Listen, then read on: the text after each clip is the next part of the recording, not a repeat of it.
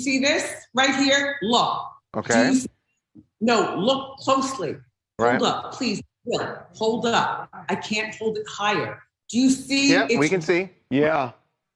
Okay, do you see this? Yeah, here I am. Here we are. Yes, another week.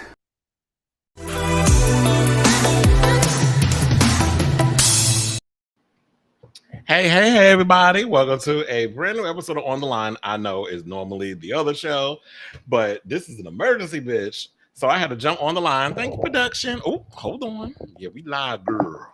So, yes, I had to jump on the line real quick because there were some topics that was so scorching hot. I just had to jump on here and spill it and give my opinions and see if you all were going to jump on in the live. I know I just didn't even post and let people know that I was going to do this, but it's last minute, girl, but you know a bitch is prepared. So welcome to the show, y'all. It's your host, Kris Avalon. And yes, I'm going to be in here. Basically, what On the Line is that I just jump on and just give my opinions on some scorching things that's going on in hot topics, entertainment, that sort of thing. But it seems like a lot of these topics is going to be LGBT related since, you know, we are coming to the end of Pride. Is it today? I think, yeah, today's the last day of Pride, actually. Last day of June, 6/30, 2022. So yeah, so we got some things to talk about. We got to talk about Wendy Williams and her feet, showing them things to Harvey and them.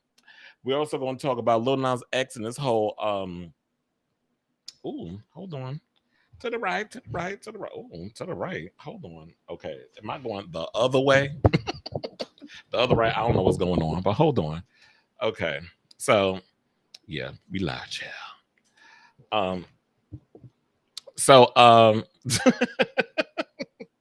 Please hold. Okay, so as I was saying before, we're gonna be talking about Wendy Williams. We're gonna be talking about Little Nas X and all this. I cannot with this picture, but you know we messy over here. In these neck in the woods. But anyway, so yeah, we're gonna talk about Lil Nas X and what he's giving further details on the behind the scenes shenanigans that he inquired with the, as I call, the Negro Nonsense Awards, aka the BET Awards. That mess I did not watch, but I'm gonna give my opinion any damn way. But the biggest topic that I need to talk about is we're going to talk about Miss Pussy Valley. Pussy. I know we can't say it on YouTube, but bitch, I'm saying it. I don't care. So, I don't know if y'all heard, but it was a little situation that had happened this past Sunday on that good old Stars Network, because apparently people are appalled because they thinking they seeing dudes clapping each other's cheeks on Nickelodeon, the Disney Channel, and all these other networks, but child, it was Stars. So, people still acting appalled because of things they seeing. But so what happened was, just to set the scene. Oh, also be sure to follow down here. My little handles, Kris Avalon is everywhere. So be a doll and follow. So so my roommate Rick put me on, was like, bitch, you need to be watching P Valley. And of course, I have been putting it off for the longest. So this past Sunday, aka the Lord's Day, I was like, what? Let me wake up in this old good morning and let me sit down and watch Uncle Clifford and them and see what they up to. So, child, I got past 3 episodes and then I'm like, okay. So I got up, I took a shower. I decided, let me go do a little food shopping. He was like, did you see episode 4? I was like, no. He said, well, you gonna need to watch this episode. Because I love suspense. And I like to torture myself with situations. So I went and did my little shopping, came back, maybe something to eat, and he put the damn show on because he was like, I can't wait no more. So we sat and watched it and told me to stay off Black Twitter while I was watching it. And child, when I finished watching that episode, if I had any pearls left, I didn't, because I was clutching all of them. But I wasn't just clutching it for the fact that we had Lil Murda and Teak. Lil Murda's at the top. Teak is the one, the light skinned one who's getting his forehead kissed. I wasn't shocked by that. What I actually liked about the episode was the fact that we had 2 men who were showing a sense of vulnerability before, Teak bent over and made them cheeks clap and show what them cheeks do. So that's basically what I was more or less into seeing, the intimacy between these men who on the exterior have to present a hardened image, because this is the image, like when you are a product of your environment, the things that you need to see, or you have to kind of put on this shield in order to be in order to even survive. And basically where this whole situation came from was Teak was upset over a situation because, you know, he just got out of jail, and you know, he's been touring with Lil Murda. He's part of the entourage. Don't even get me started about old girl who left them babies with the white man while she went on tour to make her cheeks clap professionally, not on some other man. But that's a whole nother story. What's her name? Cornisha? Keisha. Thank you. Yeah, I got an audience. How you doing? But anyway, so yeah, Keyshawn's a mess. I can only take over so much. But anyway, so when I was watching the episode, it was like, I just love the whole thing. And shout out to Patrick M. Polk, because Patrick M. Polk wrote the episode. Now, for those who do not know who Patrick M. Polk is, he is the man who has written and directed such films as The Skinny with Jussie Smollett. He did Noah's Ark, the TV show, which, child, logo, fuck you for canceling that show too damn soon. Hopefully they revive it, because y'all reviving everything else. Y'all gave us that old, you know, that Bensonhurst, or no, that Bushwick version of Queer as Folk. That's a whole nother conversation. So, you know, he gave us The Skinny, he gave us Noah's Ark, he gave us, oh my God, so many other movies, and I'm sitting here forgetting all the damn names. And I've seen all his damn movies. So I'm a big fan of Patrick M. Polk and a lot of his work. And I know he had stepped away from doing queer Black content for a while, because I know it was just a whole, like, he was a pioneer in that whole world of that type of filmmaking. I remember him, Maurice Jamal, a lot of them was coming out, pumping out a lot of that content back in the day. And so, you know, he had to go where the money resides. Where the money resides, where the money resides. Shout out also to Relly Rel, who was in an episode of this season's P-Valley. Yeah, he's stepping his pussy. He's not just relying on them old Zeus checks, if Lemmy and them is actually paying they artists or their reality stars. You know, he actually popped up in an episode during Clifford's birthday party. So oh yeah, also he was in Blackbird with Monique. He also was behind Being Mary Jane, that was on the regular BET channel. And so, you know, Patrick M. Polk, I have to say shout out to him, because he basically put a lot of this in there. And so I watched the episode and I had no problems with it, but I just knew. But here's the thing: when I first started looking at all the tweets, because I went on Black Twitter immediately after the episode, but I didn't see no, excuse me, because I'm drinking soda water. That's why I'm feeling a little gassy. Excuse her. When I was watching the episode, I was not, I didn't see any homophobic type of comments. I just saw a lot of people making jokes, and it was funny. A lot of the memes was hilarious, and I was laughing, and it was all jokes and stuff. But then we got big head, giant horse teeth heifers like Lil Duval, who all of a sudden think everybody give a damn. You know, if you spend a lot of time on your jokes and actually telling something that was funny, besides being triggered by seeing two masculine men hunching, your career probably is as big as Kevin Hart's. But I digress. So anyway, so Lil Duval said this mess. So he said, I can watch gay people all day, but I don't want to see them fuck. And that's not homophobic, because I feel the same way about my mama. I can watch my mama, but I don't want to see her fuck. Do y'all get it? First of all, I don't know how that even makes sense. I don't know what your mother hunching got to do with two men hunching. You just sound dumb. Like majority of your jokes, you ain't think that one through. He also said, P-Valley lost me. They need a super gay advisory on movies like they got for everything else, because that's a lot to see if you're not used to it. The particular episode featured two gay scenes between people of the same sex, one between two women and one between two men. But you ain't said nothing about Mercedes and Farrah exchanging, you know,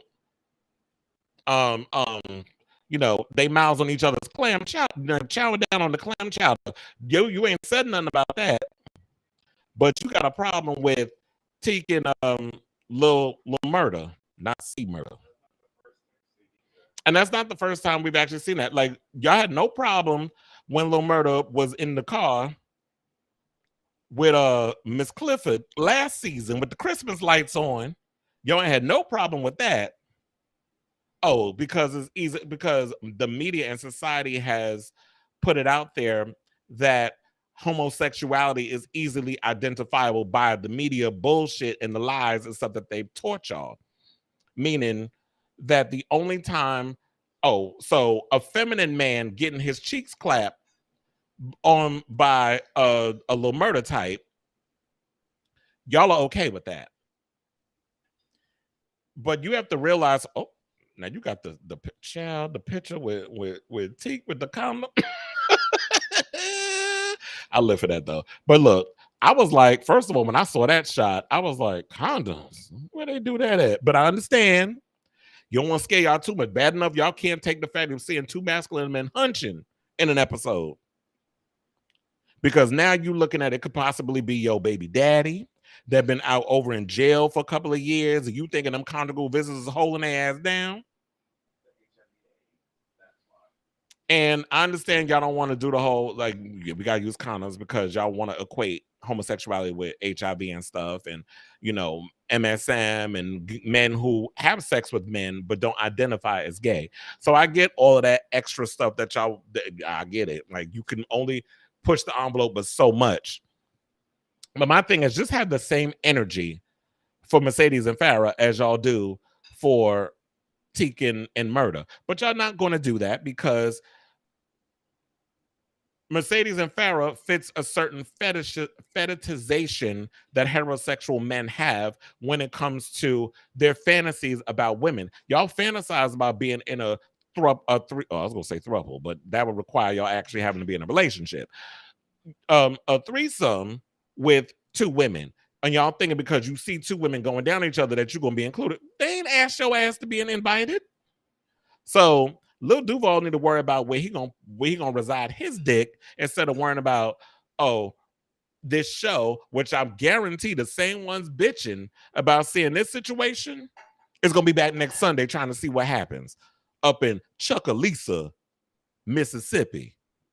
So what I actually hope, and shout out, and another thing that inspired me to do this video was because I posted something after Patrick and Polk posted his comment on Twitter, and I posted a response and he retweeted. So shout out to him.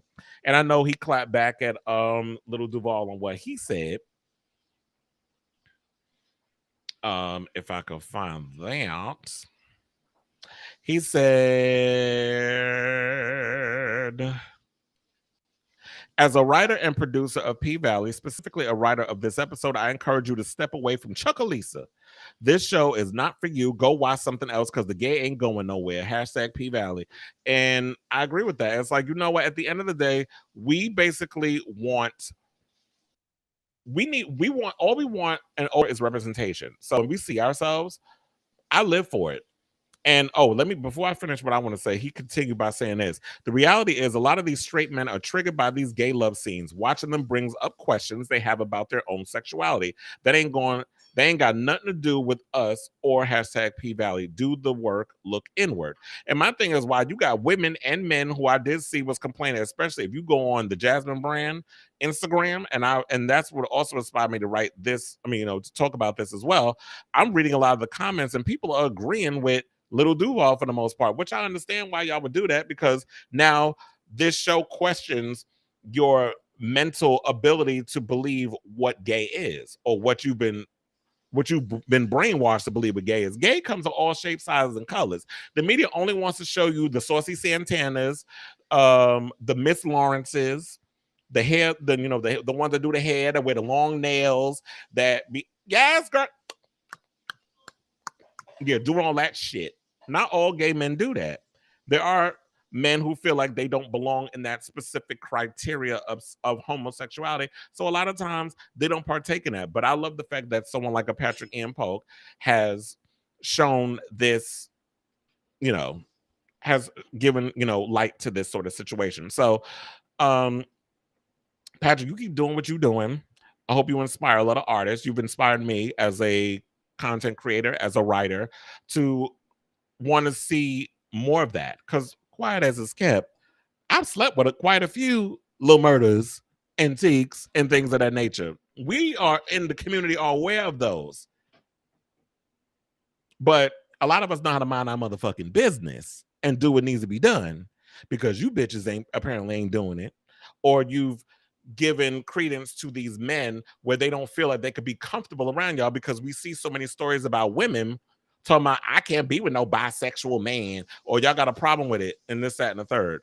So these men have to creep. These men got to sneak. They got to have you as a beard. They got to do all kinds of other stuff because they can't be their authentic selves, because in the Black community, masculinity is what is taught. We can't be emotional. We can't cry. We can't do these things, which basically plays into a lot of mental health amongst men of color. So these are conversations that need to happen. And to me, I feel like watching P-Valley, I see so much reality in that show. Sometimes I forget I'm watching a damn scripted series. So I love the show. I want to keep, I just hope that we continue to see it. And I'm gonna be there next Sunday, because apparently, you know, Lil Murda got some explaining to do, because Teak want to know who the fuck is Cliff. So we got to explain who Clifford is. And we about to see a whole triangle situation happen. So that's halfway through the season. So we're up to episode 4. If y'all get a chance, definitely watch P-Valley. It's a good show.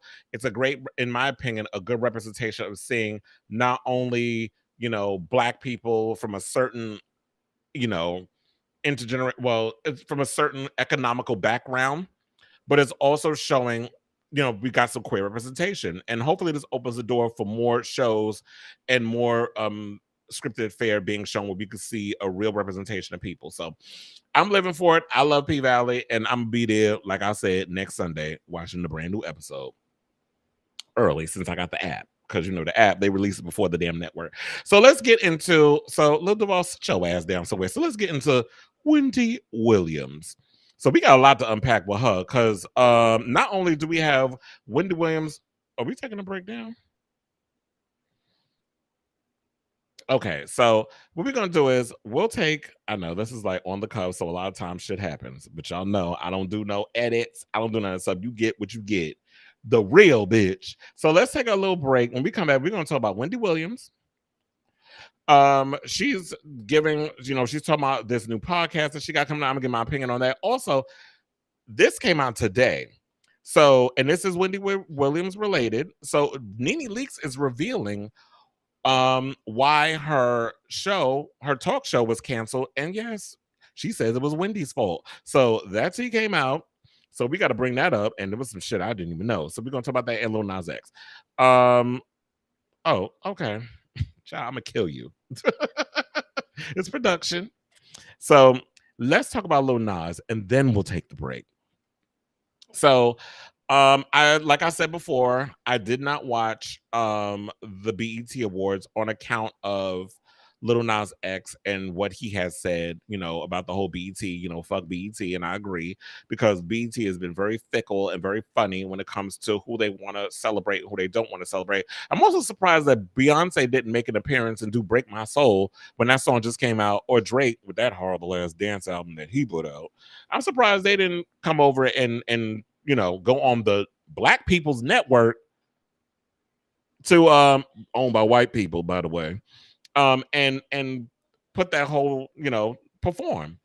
But I guess Beyonce's saving her performances for when she starts to do the little promos and all that other stuff. But anyway, so Lil Nas X is opening up and giving a little more insight on what caused the whole FBET situation, because a lot of people saying he's ungrateful because of a lot of, you know, oh, you got nominated and then they let you perform and blah blah blah and so on and so on, but you should be grateful. So it's sort of like typical shit where y'all just be happy that anybody throw y'all a couple of crumbs, and you supposed to just be grateful and not speak out when you've been, in how you feel, discriminated against. So Lil Nas X has shared more details about the painful and stained relationship between him and, or let's just say strained relationship between him and BET.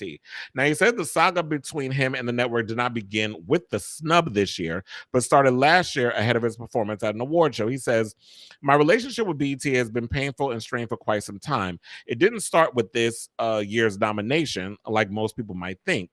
And this is what he told Rolling Stone. He says, they did let me perform on their show last year, but only after I gave assurances that I was not a Satanist or devil worshiper and that my performance would be appropriate for the audience.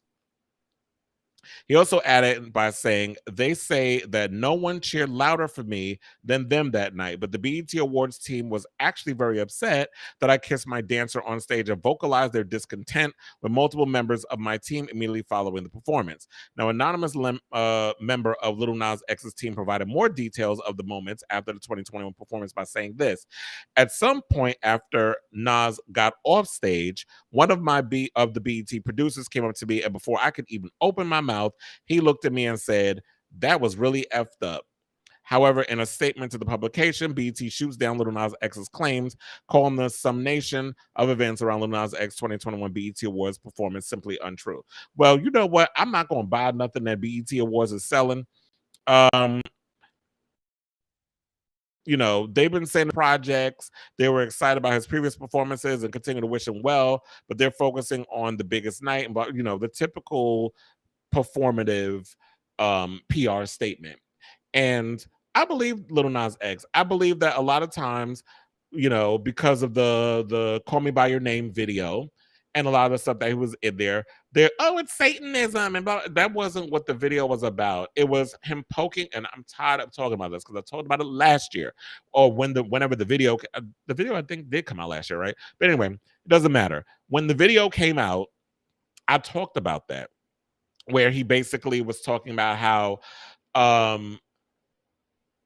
people were saying, oh, he's a Satanist. And I'm like, you really missed the point of what he was conveying in the video. The video was about him basically poking fun at people saying he was going to hell because he's gay and this, that, and the third, which is a lot of the time the stuff they say in the Bible about gay people. Oh, you're going to hell and this, that, and the third. So he put it in the video and was poking fun at homophobes, which a lot of y'all don't like. So y'all want to say what the fuck y'all want to say, but then we're supposed to just put up with it and we're supposed to tolerate it. So he was poking fun, and you know, Nas does what he does because he's the ultimate troll, and I live for it.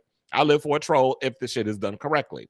But so that's what it was about. But people look at stuff and see it as literal, and excuse me, and that's basically it. So my thing is, I'm with him. I didn't watch the BET Awards this year because I just didn't find anybody remotely interested. Like a lot of these artists that y'all sit up in here and try to promote and big up, a lot of them ain't that good. A lot of y'all not good singers. Bad enough I had to deal with the torturous singing from a lot of those R&B, so-called R&B singers from Versus.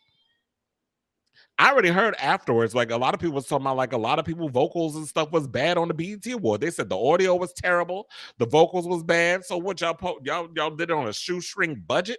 So I don't understand, like, or maybe the artists just don't take the time to, you know, really rehearse and put on a show and work on their vocals. Like, you know how Brandy had to read Ray J.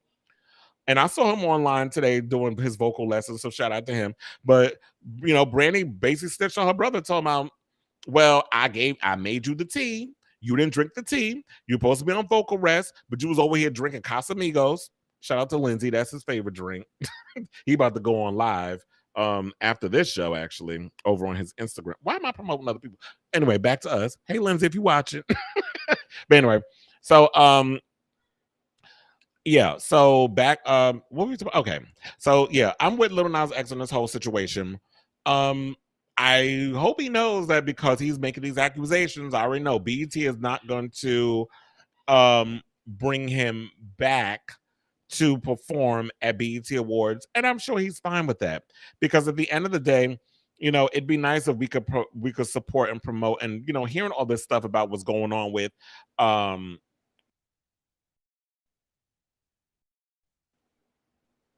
show that we just previously talked about. Okay, so the show that we just saw, P Valley. So, but let's talk about that and everything that's been going on with the gay rapper and all this stuff. I can see, like, I'm not surprised that BET did what they did to Lil Nas X. So, shout out to him. you continue doing what you need to do. And I guess at this point, he's so damn big, he don't need the BET Awards. You know, VH1 and I'm sure MTV and all of them will continue to promote him and support him.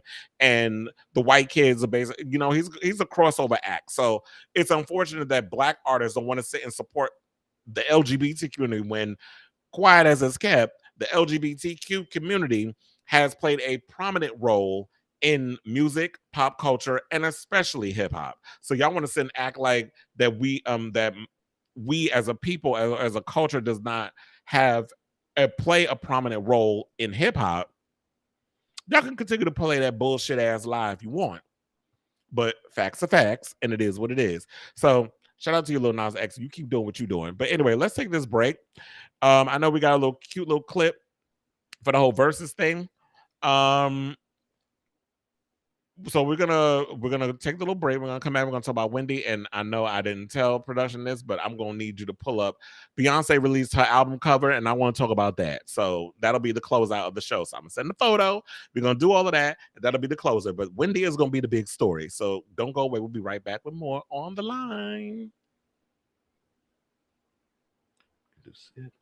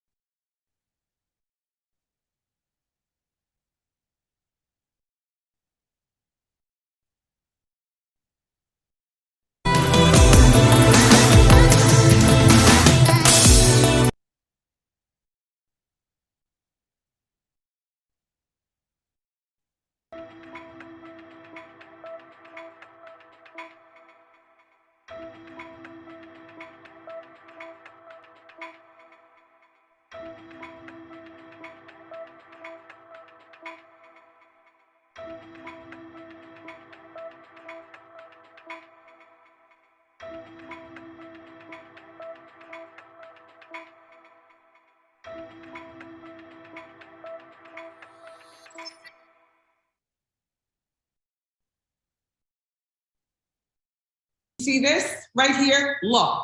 Okay. No, look closely. Right. Hold up, please. Will, hold up. I can't hold it higher. Do you see? Yeah, we can see. Yeah. Okay, do you see this? Yes.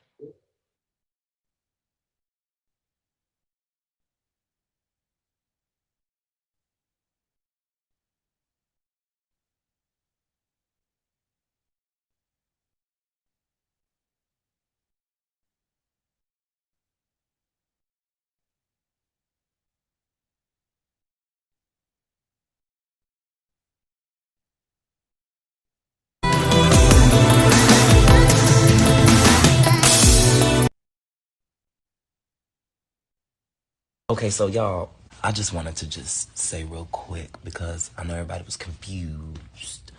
Like, while I was tagging everybody, okay? I was like, I want everybody to come to the show. That's all I want. I want everybody to see this so they can come to the show. I'm going to make sure that they all taken care of, okay? They're going to be, I'm going to make sure the team knows that they come. They're going to be on the guest list, okay? They can bring their +1s, okay? I just want to make sure that they know Duran wants you to come to the show so that you can experience like a vocal masterclass, okay? Sirs, I need everybody there, okay? Amarion, okay? We need Amarion there. Okay, so he can work on his breath control. Okay, so I'm gonna show him that. Everybody gonna have a notebook and a pencil. Jeremiah, we just gonna teach him about listening to his body. Okay, so like when you don't feel at 100%, don't try to give 100%. Okay, I need you to like dial it back and maybe give like maybe 60. Okay, maybe bring the key down. Okay, and then maybe you'll get like.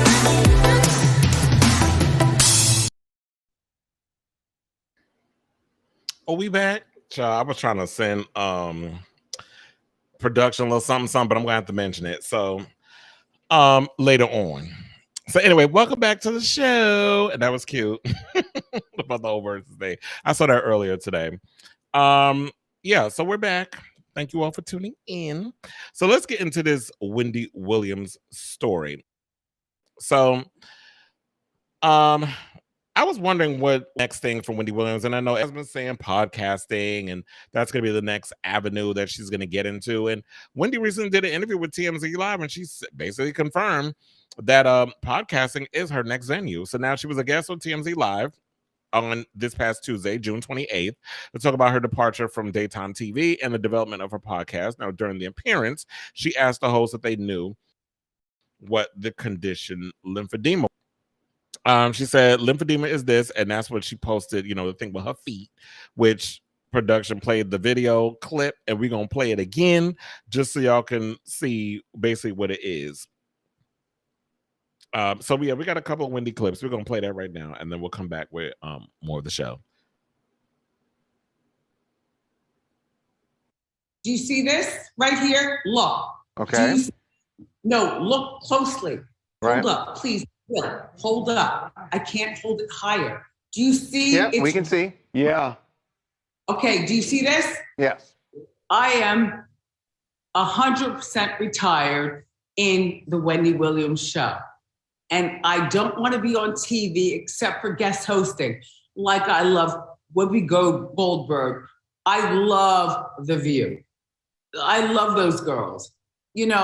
An hour, 2 hours. Mort and I talked, and I was like, I've got enough money to do something else. And what I've never done, podcast, which by the way, podcast everyone has. But when you're famous, podcast will make more money for me being famous than doing the Wendy Williams show. So podcast, where will I go? I'm not sure. Europe, the France, wherever I want to go. Also, I know Oz. I know, many people. I'm wondering if part of the attraction to this is, one, that you can do it from wherever you want, and the schedule is not this daily grind that you had to do with your daytime show. Was that part of the attraction? Yes.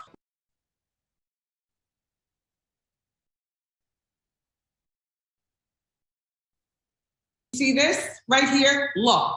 Okay. No, look closely. Right. Hold up, please. Hold up. I can't hold it higher. Do you see? Yeah, we can see. Yeah. Okay, do you see this? Yes.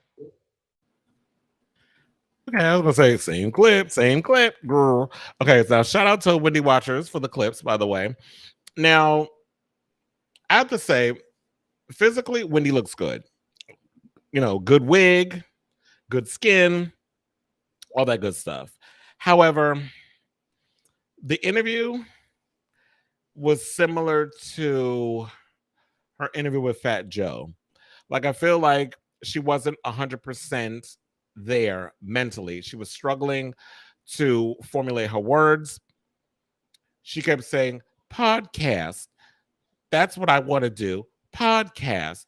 And I'm like, girl, in the sentence, it's podcasting, not podcast.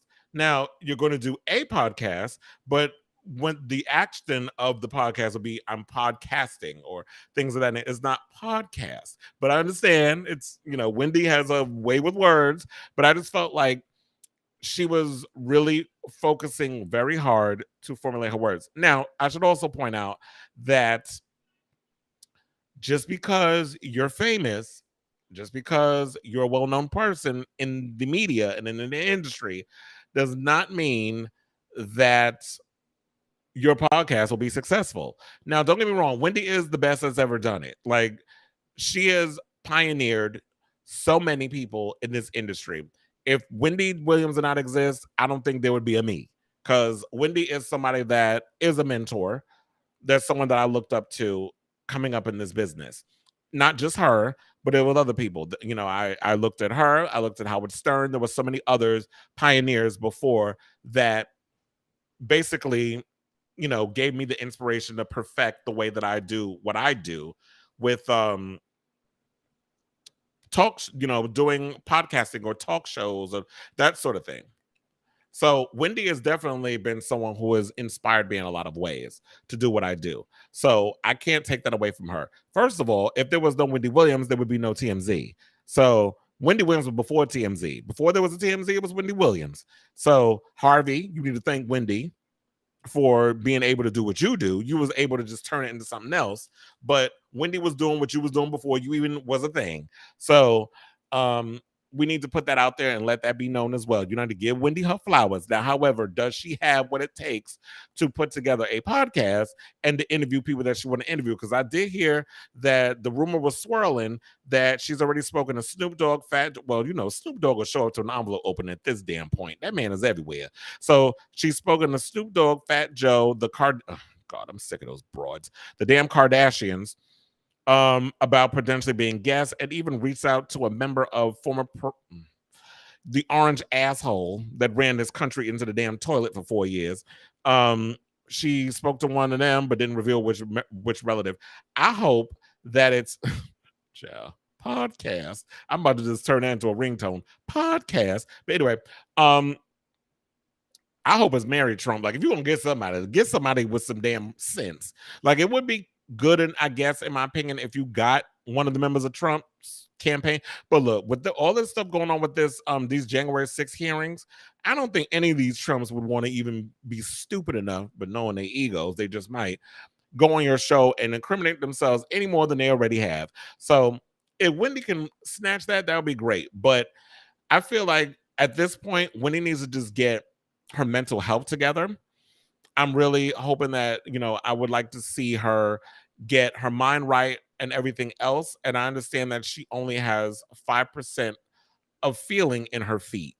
So it's great to see that she could walk, because I think with people who suffer from lymphedema, they can't even walk. They're confined to a wheelchair. And we saw at one point that Wendy was, you know, during the earlier season of this past season of the Wendy Williams show, when she couldn't be at work, that she was being wheeled around everywhere in a wheelchair.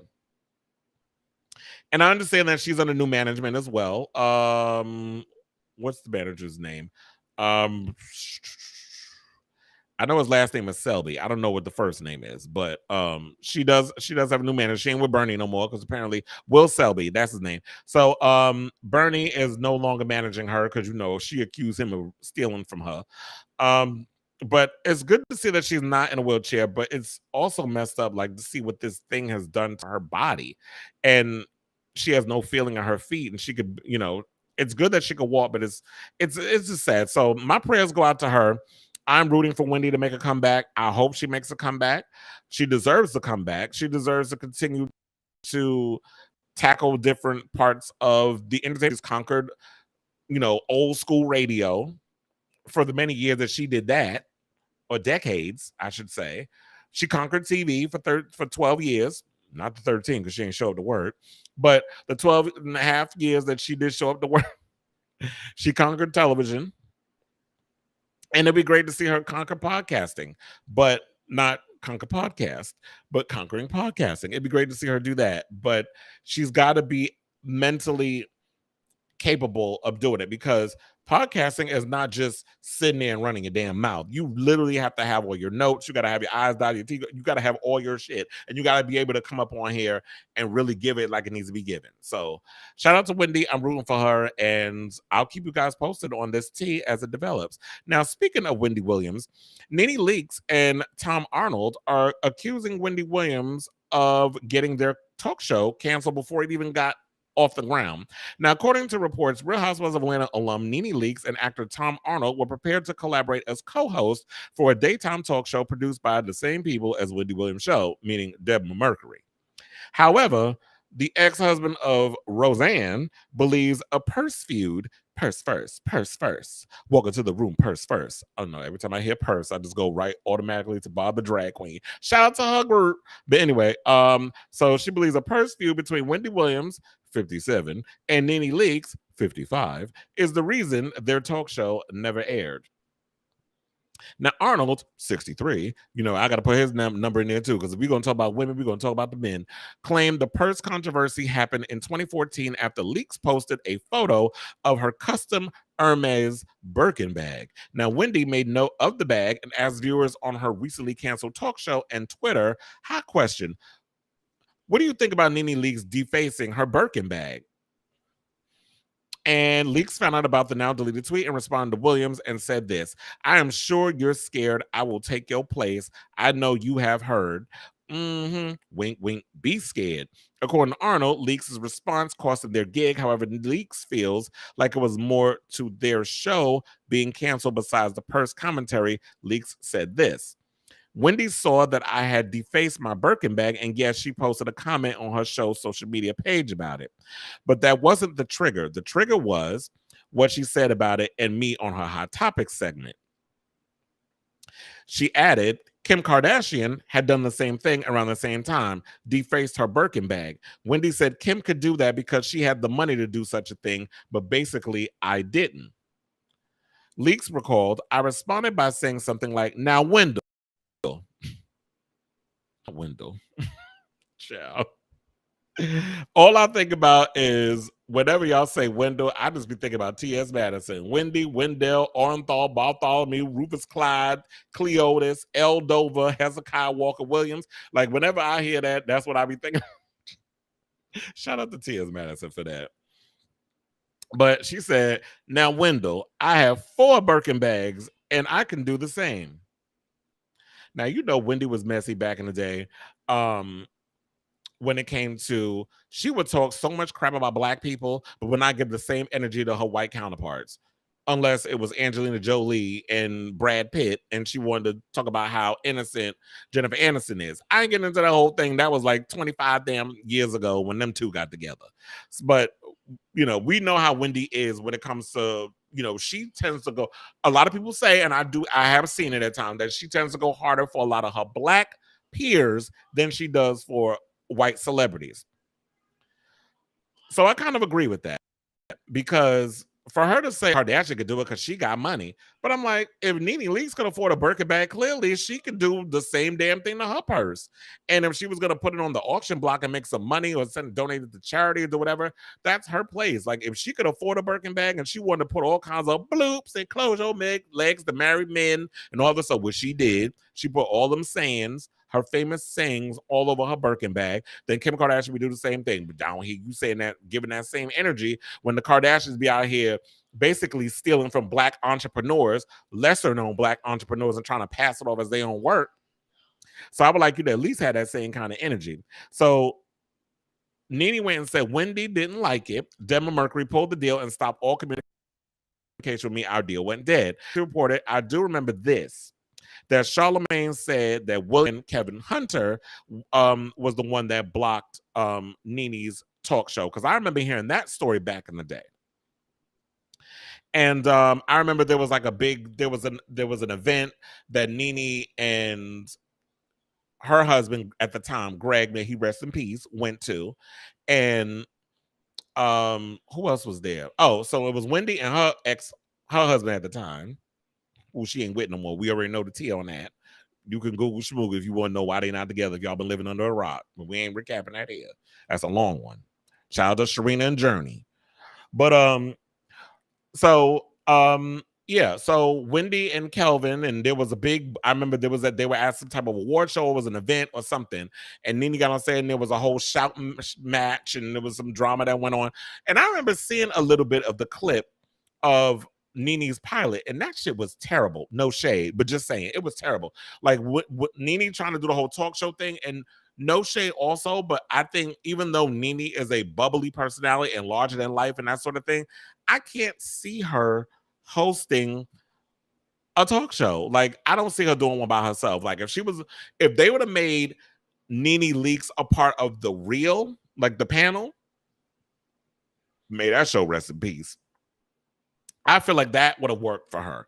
I can't see Nene holding down a show by herself. Quiet as it's kept, there's not a lot of people out here who can actually do their own show and captivate an audience and do what needs to be done in regards of like giving their full opinion on things on their own and captivating an audience by themselves. So I can't see Nene doing that. Also, who thought that it would be a good idea to have Nene Leakes and Tom Arnold? Like, I don't even see that. That's like oil and vinegar. Wait, is oil and vinegar a thing that you mix? I just don't see that. I don't see it. I didn't see them together. Like, I can't see like if okay. So they did like a Nene Leakes with Terrence J or something like that. I could see that, but that might be too black for Deborah Mercury to be dealing with. Maybe they can only deal with one black person at a time. But I just can't see, okay, what kind of audience do you think you're going to get with a Tom Arnold and a Nene Leakes? I can understand Nene Leakes, the type of audience she'll pull in. She'll pull in the Real Housewives, viewers, a lot of middle American women, gay men, young girls. Because the girls love Nene. I just can't see. Who Tom Arnold bringing? The Bridge and Tunnel set? The type of people that watch UFC fights? Like, I don't see Tom Arnold, what type of audience he would bring to. That's like Michael Rappaport doing a show with Deborah Mercury talking about hot topics, and all he'll talk about is some goddamn Real Housewives, and that was driving me to drink when he would host her show for the week. So I can't see that. So with that being said, I could agree that, you know, look, I've said it many a times on this show that the word on the curb was that Kelvin Hunter was, when they were all doing deals with Deborah Mercury, that he was being a bully, and there was a lot of people they were trying to do business with and shows with, and Kelvin was trying to stop the bag. He didn't want Deborah Mercury collaborate with certain people because he felt like they were competition to Wendy. And if y'all ever listened to her radio show, then y'all know how he would always jump on the hot mic and he'd be saying all his little stuff about she number one, to do it, and everybody can come between Wendy. And Wendy would go, okay. But yeah, he would always be her biggest cheerleader, which as a husband, you should. But when you try to come between other people's bag, that's when I got a problem. But allegedly, Wendy Williams was into doing that too. So, if this is the case, could we say that what's happening to Wendy now is kind of her karma? I mean, I don't want to put that energy out there in the universe, but it's just a question that we should ask at this point. It's like, is this what's happening with the lymphedema? And Wendy got them old, you know, them fucked up feet. Is this something that we should say is karma, because she talks about celebrities? And you could talk about celebrities and what's going on in pop culture, but you ain't got to be real mean and vicious. Like, you ain't got to say, oh, well, she ain't got the money. What the fuck much money you think how you know how much money I got in the bank? You don't know. So anyway, I know Nene's about to do College Hill on BET Plus, a streaming service, another damn streaming service I'm not paying for. Speaking of which, you know what I forgot to mention too? Like, when we were talking about P-Valley earlier, I know we were talking about like masculine men, and like we've seen, you know, as in Wade in Noah's Ark, we've seen Omar from The Wire, we've seen the Trevante Rhodes in Moonlight, and also what was the recent one? B-Boy Blues. We've seen that contrast of masculine black men. So if y'all definitely want to get around, definitely check that out. But like I said, I ain't going to BET Plus for no boring ass College Hill. And we watching Stacey Dash act like the dumbest, blackest white girl or whitest black girl in the history of television. Because I've seen them clips of her, and I'm like, she gonna be good meme and GIF fodder, but that bitch is stupid. But anyway, now moving right along. So shout out to Wendy and everybody else and what's going on with that. We're let's just wrap up this show by talking about Beyonce's new album cover. So today she revealed the album cover for Renaissance. If we could remove that stripe. I actually like it. It's cute. It's giving me, you know, Bianca Jagger on the horse at Studio 54. I know a lot of people are like, who?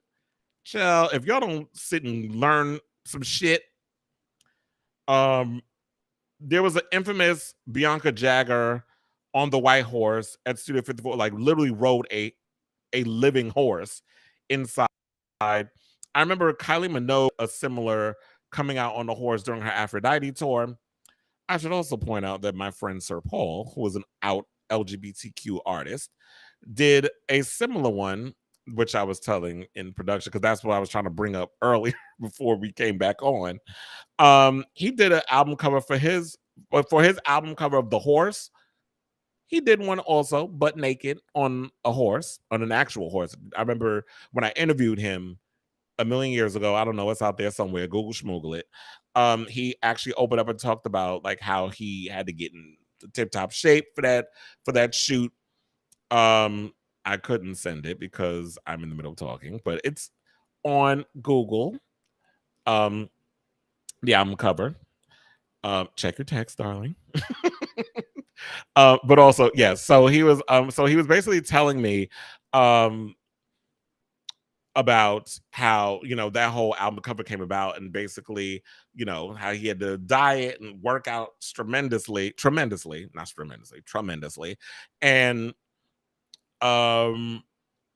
all that good stuff. But anyway, so let's get to and how he had to get on that child. I was like, I don't know what I would do if I was in that situation. But anyway, so let's get to, we can pull up the picture and minimize moi as I read what Beyonce has said about what was the inspiration behind the cover art.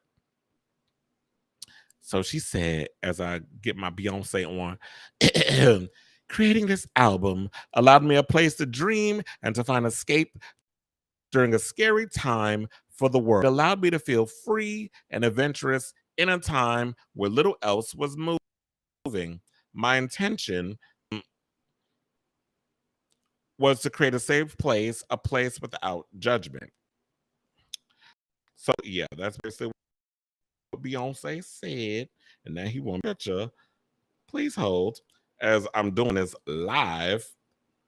But I had to do this really quick. So it is what it is, child. So bear with me. So what I will say about this is that I like the album cover. I'm looking forward to is just hearing the damn album already and basically giving my opinion on what the album may sound like. So yeah, so shout out to Beyonce. And I'm looking forward to hearing the album. I know a lot of people have had mixed reactions to Break My Soul and all that other good stuff. And I like the song. I think it's... Oh, she also said this, because I didn't even finish reading what she said. She said, basically, a place to be free of perfectionism and overthinking, a place to scream, release, feel freedom. It was a beautiful journey of exploration. I hope you find joy in this music. I hope it inspires you to release the wiggle and to feel as unique, strong, and sexy as you are. So I'm sure what this is going to be is just an album of emotions. Like, we're just going to be going through all these different emotions that she's incorporating, where she says that, it's being free of perfection thinking, which are two things that basically I feel like hinders Virgos. I know, because I am one. I am September 2nd. Beyonce is September 4th. I share a birthday with Keanu Reeves and Salma Hayek.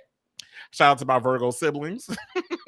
When September 2nd comes, we all gonna be celebrating together. I also heard that Gloria Estefan got married to Emilio on my birthday, and their son Naeem was born on September 2nd. So, bitch, we all shared September 2nd. So, shout out to my girl Gloria Estefan, the icon of the Latin music community. So, yeah. So, that is something that we tend to do a lot. We tend to always try to be perfect, and we try to overthink, but it's all about just being free and releasing all that energy. And you know what? In this day and age, there go the album cover. Shout out to Sir Paul.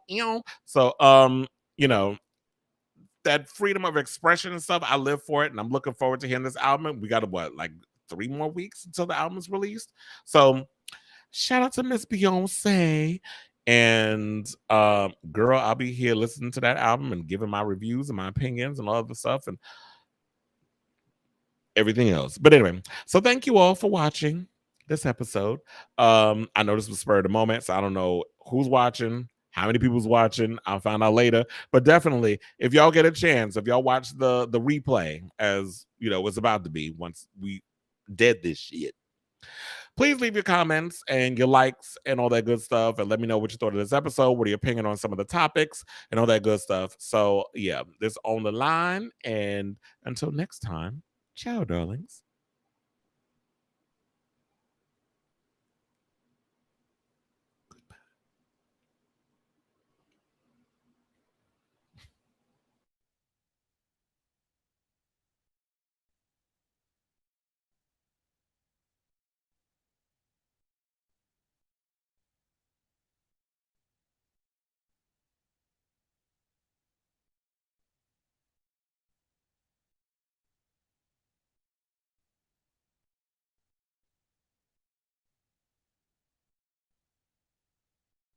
see this right here? Look.